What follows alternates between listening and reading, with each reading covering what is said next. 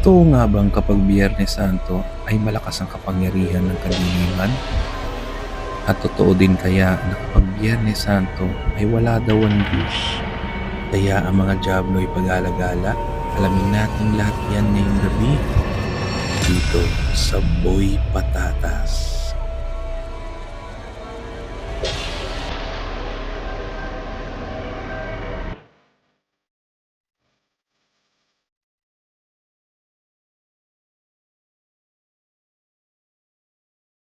Patakot dito, boy. Grabe ba? Yun, mga ka-shekels, magandang gabi. Tumuli si Boy Patatas. Ngayon kasama ko si Tio. At kami ay magbabahagi ng patungkol sa Holy Week. Kaya sabi kaya, malapit na naman ang Holy Week eh. Oo nga. Ano lang kuya, parang tanong ko lang.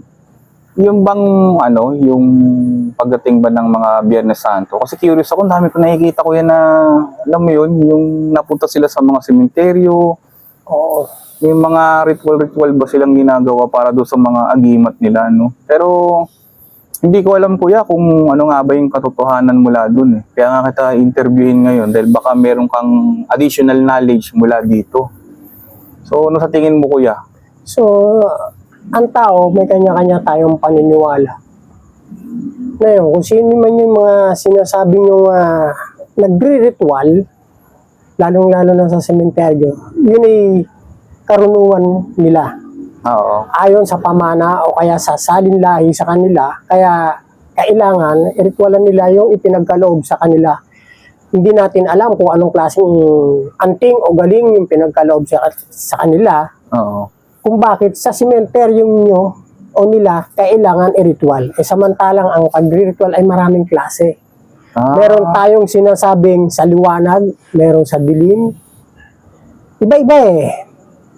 Engkanto, karunungan itim. Ngayon, nasa sa inyong paniniwala na lang yung kung kayo maniniwala. Pero talagang ang isa ako sa masasabi ko dyan, meron talagang gumagawa noon. Dahil sa kanilang karunungan. Pala talaga, no? Parang nangyayari pala talaga yun. Eh, kuya, tanong ko po ulit, no? Base sa inyo, kuyang karanasan, no? Na tuwing ba talaga mahal na araw, kailangan nire-ritualan yung mga agimat? So, ulitin ko uli. Ang sinasabi nating agimat o anting-anting, ito ay iba-iba.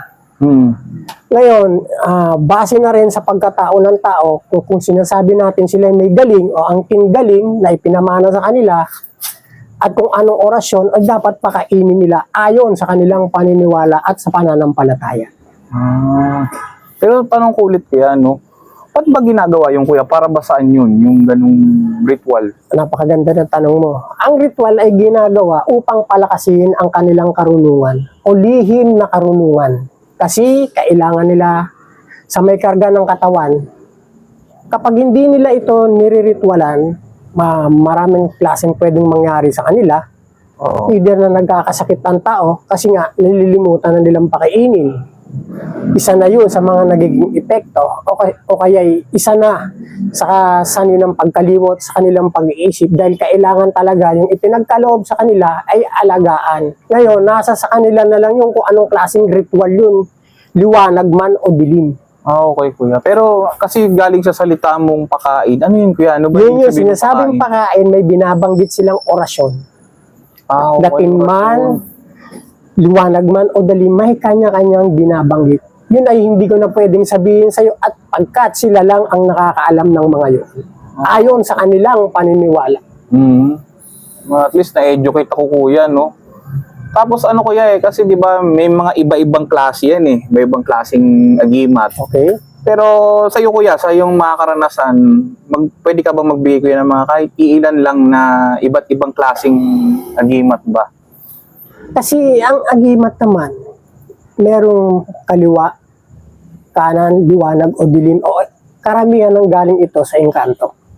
Engkanto, kubigat. Kasi kung ibibigyan ka ng kaliwanagan at babasihan natin ang Bible, yun ay karunungan na ipinagkaloob sa tao tungkol sa liwanag. Dahil ang basihan nito ay karunungan sa puti na kung tawagin namin, lahat ng ito yung nahangong sa Bible. Biblical na sinasabi.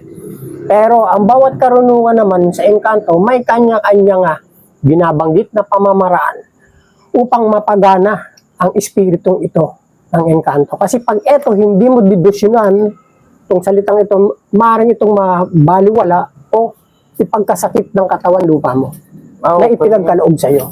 So sa madaling sabi pala kuya, kung hindi pala na-maintain yun, may chances na risky rin para sa sarili Tama mo. yun. Wow. Kaya kung bakit sa sinasabing Biyernes Santo na dumarating ang Semana Santa, ito yung taon na pag-surrender o pag-ayuno na pagpapalakas ng kanilang kapangyarihan. So lahat naman dumadating sa ganun, lahat ng may karga na kung bakit nagtetestingan, kung gumagana pa ba o hindi, pinapakain ba nila o hindi. Kasi pag ito'y hindi mo napagana, ayon doon sa mga salita na binabanggit, na sinasabing, ang ibig sabihin na nangangulugan, ito'y wala na. Okay. So parang ano rin pala siya kuya, na-expire din. Tama yun. Hanggat hindi mo mini-maintain. Kasi nalilimutan mo siyang debusyonan o pakainin ng salita ng naayon sa gamit mo. Okay. So na-educate mo kung maigi kuya, yung pala yun. Kaya pala yung mga nakikita ko kuya, lalo sa Ternate, Okay? yung mga taga ba, yung tinataga nila, parang testingan ba ng Maraming karga? klase yun. Oo. Yun yung pala yun. sinasabing sakabal. Oo. Hindi tinatablan. Kasi bibigyan kita ng sample. Yung sinasabing hindi tinatablan sa kunat yun. Kagaya ng kapag binabaril ng tao, nalis ang bala. Sa lihis yun. At yung sinasabi naman na sa gabulag, Oo kuya. isa pa yun sa binabanggit ko sa'yo, yun ay pandaraya sa mata ng tao.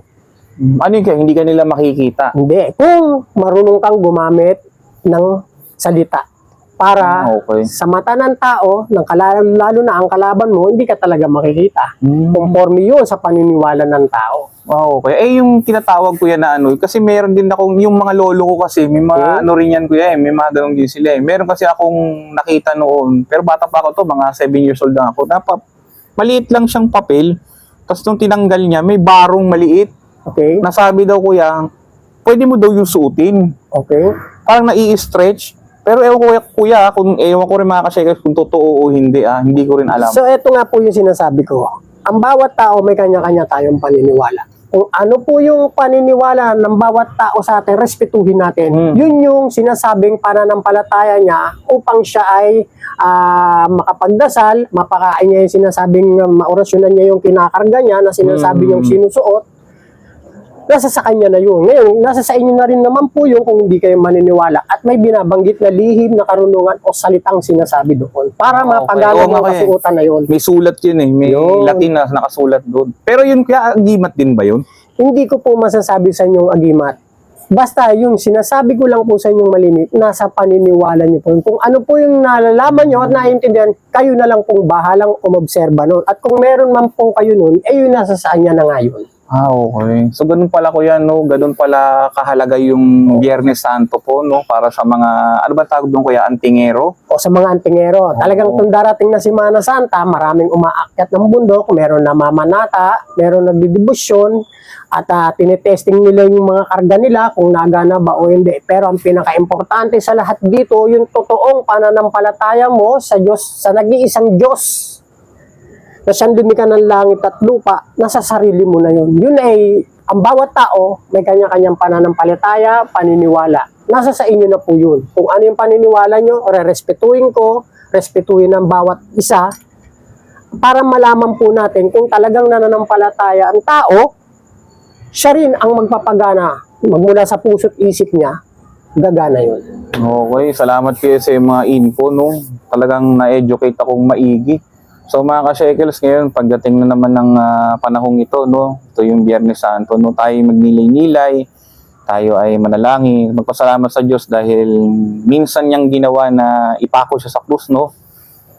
Upang itubos sa ating mga kasalanan. So kuya, maraming salamat sa yung At maraming salamat din. At least kahit pa paano, nakatulong ako ng kapirasong idea, ay yun po ay sa paniniwala na ng tao at pananampalataya. Oo, kuya. Salamat, kuya. No? Any message, kuya, sa ano, kuya, sa mga gumagamit ng mga sinasabi po natin sa mga nag-aanting po, kung kayo man po ay may taglay na dyan, unang-una po, ay pinagbabawal, huwag po natin kalilimutan yung ipinagbabawal na pagkain. Unang-una sa lahat yan. Linisin ang sarili, at higit sa huwag makalimot sa pananampalataya sa nag-iisang Diyos Ama na siyang lumikha ng langit at lupa. Kasi number 1 pinagkakasala ng tao, yung pagkain ng ipinagbabawal at higit sa lahat, huwag labagin ang batas ng Panginoon. Kaya matuto tayong mapagkumbaba, respeto, paggalang sa kapwa, huwag po nating kalimutan at paniniwala sa Diyos, pag-ibig mula sa Kanya upang matamo mo ang totoong pananampalataya. Napakahirap magpakadalisay sa sarili. Kailangan sundin ang utos at ipinagbabawal. Tanggapin natin yung katotohanan. Salamat kuya sa iyong pagbabahagi. So salamat mga ka-shekels, hanggang sa dulo ng video ito ay nakaabot kayo, no? At kuya, maraming salamat talaga Sige kuya po, sa iyong maraming salamat din po pagbabahagi. sa inyo. So dito na namin tatapusin tong video. Huwag niyong kalimutang i-like, share, and subscribe ang aking YouTube channel muli.